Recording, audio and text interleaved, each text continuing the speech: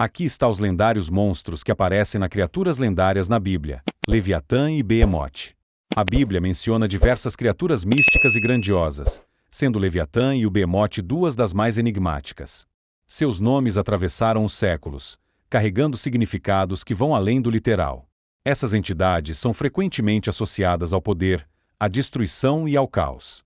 Mas seriam elas apenas mitos, ou haveria algo mais por trás dessas narrativas? Vamos explorar suas origens, significados e influências até os dias atuais. A Bíblia, além de ser um dos textos religiosos mais influentes da história, também é um repositório de narrativas repletas de simbolismos e figuras enigmáticas. Entre essas figuras, destacam-se duas criaturas colossais que despertam curiosidade e mistério: Leviatã e Behemoth. Esses seres são frequentemente associados ao caos, ao poder e à soberania divina. Mas qual é o verdadeiro significado dessas criaturas?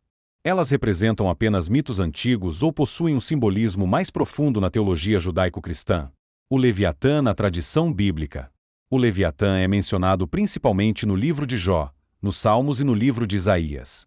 Ele é descrito como uma criatura colossal e indomável, frequentemente associada às águas e ao caos primordial. O Leviatã é uma das criaturas mais temidas e fascinantes mencionadas nas Escrituras.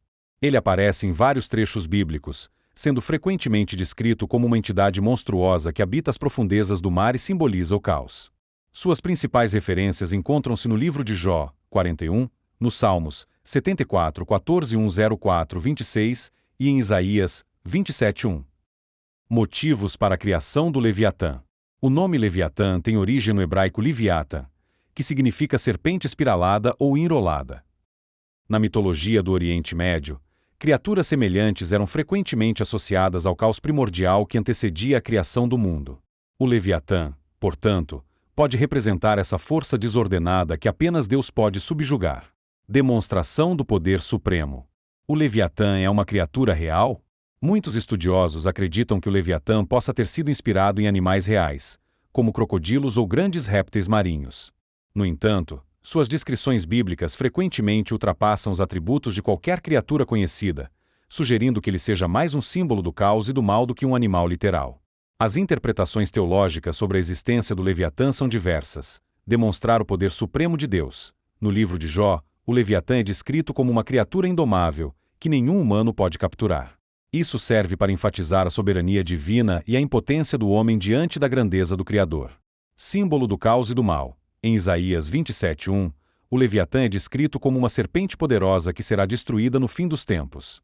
Esse versículo é frequentemente interpretado como uma alusão à luta entre o bem e o mal, onde Deus triunfará sobre as forças malignas.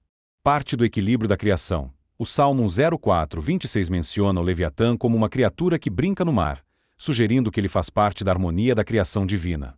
Testar a fé e humildade humana. A existência do Leviatã pode servir como um lembrete da insignificância humana diante da grandeza de Deus. Elemento escatológico. Algumas tradições judaicas afirmam que no fim dos tempos o Leviatã será destruído e sua carne será servida em um banquete messiânico para os justos. Em Jó 41, Deus apresenta o Leviatã como um ser que nenhum homem pode subjugar, reforçando sua própria soberania absoluta. Símbolo do caos e do mal, algumas tradições judaico-cristãs interpretam o Leviatã como uma personificação do caos que Deus controla. Em Isaías 27, 1, é profetizada sua destruição no fim dos tempos, simbolizando a vitória sobre as forças malignas. Parte do equilíbrio da criação no Salmo 04, 26, o Leviatã é retratado como um ser que brinca nos mares, sugerindo que ele faz parte do equilíbrio natural criado por Deus. Teste de fé e humildade no contexto do livro de Jó. Sua existência lembra aos humanos que certas forças estão além de sua compreensão e controle, ensinando sobre humildade e confiança na divindade. Elemento escatológico. Fim dos tempos. Em algumas tradições, o Leviatã será derrotado no Apocalipse e sua carne será servida aos justos, simbolizando a conclusão do plano divino. Referências bíblicas importantes. Jó 41. Deus descreve a força do Leviatã, destacando sua invulnerabilidade. Salmo 74, 14. O Leviatã é derrotado por Deus e oferecido como alimento. Isaías 27, 1. Representa uma serpente poderosa a ser destruída no final dos tempos. Interpretações do Leviatã criatura real. Alguns estudiosos sugerem que o Leviatã poderia representar animais reais como um crocodilo ou um grande réptil marinho. Símbolo do caos. No contexto do Oriente Médio Antigo, monstros marinhos eram frequentemente associados ao caos e ao descontrole. Figura demoníaca. Durante a Idade Média, o Leviatã passou a ser visto como um dos príncipes do inferno. O Behemoth, a besta terrestre Behemoth, é mencionado exclusivamente no livro de Jó e é descrito como uma criatura colossal, possivelmente herbívora, comparada a um rinoceronte ou mesmo a um dinossauro. Behemoth, a força da terra. Assim como o Leviatã, o Behemoth também tem um papel significativo no plano divino. Ele representa a força bruta da terra, assim como o Leviatã representa as forças caóticas do mar. Se o Leviatã é o senhor das águas, o Behemoth é o guardião da terra. Ele é mencionado no livro de Jó, 42.15-24, e descrito como uma criatura imponente, herbívora e de força incomparável.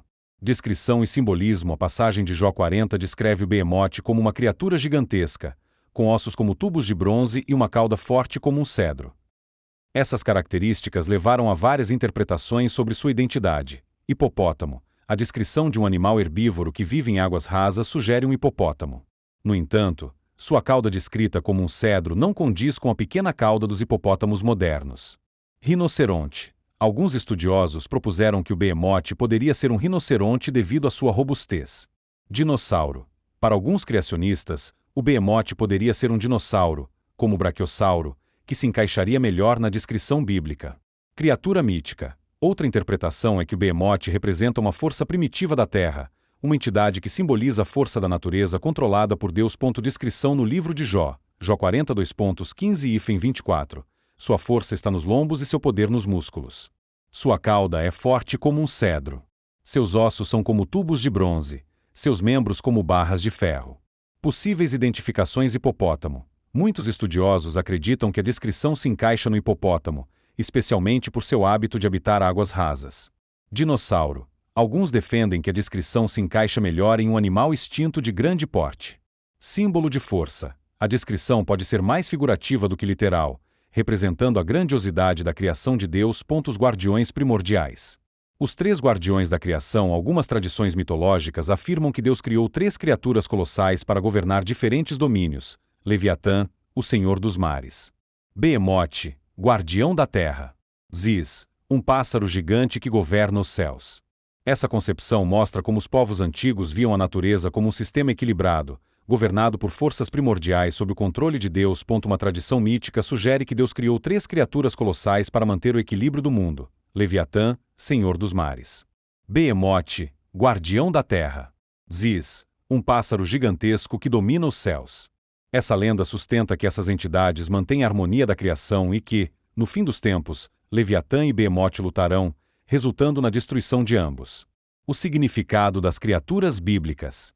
As narrativas bíblicas frequentemente utilizam criaturas colossais para ilustrar a grandeza de Deus. Ao longo dos séculos, Leviatã e Behemoth foram interpretados de diferentes formas, como animais reais, entidades míticas ou símbolos teológicos. O que importa, no entanto, é o que essas criaturas representam dentro da teologia judaico-cristã. A supremacia divina sobre todas as coisas, inclusive sobre as forças mais aterrorizantes do universo. Assim, quer sejam mitos, criaturas extintas ou símbolos de poder, Leviatã e Behemoth continuam a fascinar e intrigar, mantendo-se como elementos importantes do imaginário religioso e cultural da humanidade. A presença de seres gigantescos e indomáveis na Bíblia serve como uma ilustração da superioridade divina. Ao contrário das mitologias pagãs, onde deuses combatem criaturas caóticas, o Deus de Israel não precisa lutar, ele cria e domina todas as coisas. Nós nos deparamos com certas passagens aparentemente contraditórias ao analisarmos os trechos que mencionam o Leviatã. Precisamos compreender bem esse conceito. Por outro lado, no livro do Gênesis, no quinto dia da criação, está registrado o seguinte: a criação do Leviatã, o Criador originou os imensos Taninim. Quem são esses colossais Taninim que posteriormente desaparecem das Escrituras? Segundo a maior parte dos exegetas, esses Taninim são precisamente o Leviatã. Sei que na sua versão das Escrituras em português, não aparece o termo Taninim, mas estamos estudando a partir do original no hebraico bíblico. Os Taninim, conforme explicam os comentaristas, e o Leviatã, na realidade, são a mesma entidade. O Criador formou dois Taninim gigantescos. E observe que não há outra criação na qual se mencione algo de proporções tão descomunais, a ponto de que o Criador, de fato, decide removê-los de sua obra. Em breve, entenderemos o porquê. Portanto, houve uma formação corpórea do Leviatã no quinto dia, e já estou lhe adiantando que essa criação física possui um propósito para ser extinta. Agora, passemos ao livro de Jó. O Criador demonstra seu grandioso poder a Jó e lhe questiona o seguinte: será que você pode lançar um anzol e capturar o Leviatã? Obviamente que não. Por quê? Porque a descrição do Leviatã no livro de Jó é aterrorizante. Veja algumas das expressões registradas. Se colocar a mão sobre ele, o combate permanecerá em sua lembrança. Assim o Criador revela a Jó. E nunca mais você tentará enfrentá-lo. Alimentar esperança de derrotá-lo é uma ilusão. É impossível subjugar esse Leviatã. Mas por que Jó desejaria lutar contra o Leviatã se ele fosse apenas uma criatura marinha? Afinal, conforme mencionado anteriormente, ele foi formado no 5º dia, no qual foram criadas as aves e todos os seres aquáticos, além daqueles que habitam regiões próximas da água, como os répteis, por exemplo. Assim, percebemos que Jó se confronta com algo de poder e magnitude imensos. Contudo, conforme a narrativa prossegue, a descrição torna-se ainda mais assustadora. Quem ousa abrir a boca do Leviatã? Pois está cercada por dentes aterrorizantes. Suas costas são revestidas por camadas de escamas firmemente interligadas. Cada uma tão próxima da outra que nem o ar consegue penetrar entre elas. Uma força colossal. Seus potentes sopros emitem faíscas cintilantes. Não exatamente labaredas, mas seus olhos são comparados ao brilho da aurora. Isso sugere que sua visão intensa pode cegar aqueles que se encontram diante dele. Chamas saem de sua boca, fagulhas de fogo crepitam. Isso já nos remete à imagem de um dragão. De suas narinas exala fumaça, semelhante à de uma caldeira sobre brasas ardentes. Em outras palavras, estamos diante de uma criação de aspecto aterrador. E então, o Criador exibe isso a Jó. E ao final, ele demonstra seu poder ao afirmar: nada sobre a terra pode ser comparado a ele, criatura destemida. Ou seja, o Leviatã. Com desdém, ele encara todos os altivos reinos, sendo soberano sobre todos os arrogantes. Dessa forma, percebemos um poderio gigantesco. Mas qual a relação entre um animal marinho e o fato de ele confrontar os altivos? Será que essa criatura possui uma consciência especial? Nunca ouvimos falar de algo assim, não é verdade? O Criador está revelando que essa é uma de suas criações. E essa entidade já é tão poderosa que ninguém ousa sequer aproximar-se dela.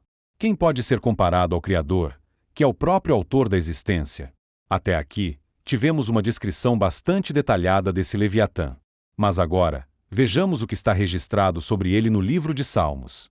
Descrição do Leviatã nos Salmos. No Salmo 104, encontramos a seguinte passagem: eis o oceano, imenso e vasto. Nele habitam inumeráveis seres vivos, pequenos e grandes. Os navios navegam por ele, e agora também o Leviatã, que formaste para divertir-se com ele. Mas se essa criatura é tão temível, o Criador se diverte com o Leviatã? O que está acontecendo? Ele é benigno ou maligno? Possui consciência ou não? Onde está o Leviatã? Sabemos que os arqueólogos nunca encontraram evidências da existência do Leviatã, nem de qualquer ser semelhante a ele. Descrição do Leviatã em Isaías. Já no livro de Isaías, encontramos a seguinte citação: naquele dia, o Senhor, ou seja, o Criador, com sua espada severa, extensa e poderosa, punirá o Leviatã, serpente veloz, o Leviatã, serpente sinuosa, e eliminará do oceano a serpente aquática. Aqui, vemos que, de um lado, o Leviatã é descrito como uma serpente aquática. E o Criador aplicará sua justiça sobre ele. Mas por que o Criador precisa exercer juízo sobre o Leviatã?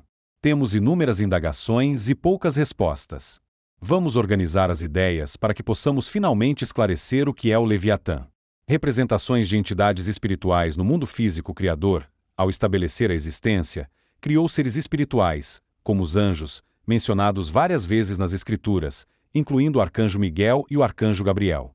Por outro lado, ele também originou representações físicas de entidades espirituais.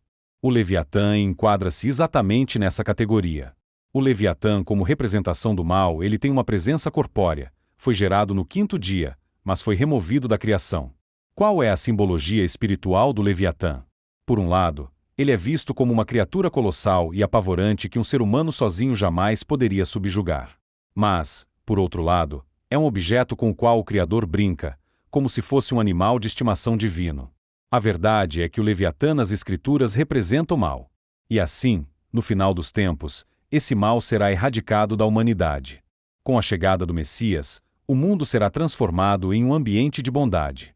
A recompensa dos justos conforme o Zohar, o Criador reservou o Leviatã para uma ceia especial para os justos que receberão a recompensa eterna.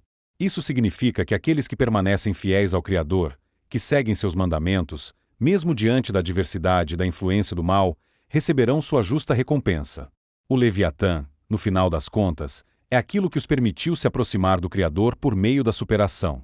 Sejam o Leviatã e o Behemoth seres reais, símbolos de força ou manifestações do caos e do mal, seu verdadeiro papel é ressaltar o poder absoluto do Criador. E você? O que acha dessas criaturas? Deixe sua opinião. Não se esqueça de se inscrever em nosso canal para não perder nada por aqui, ok?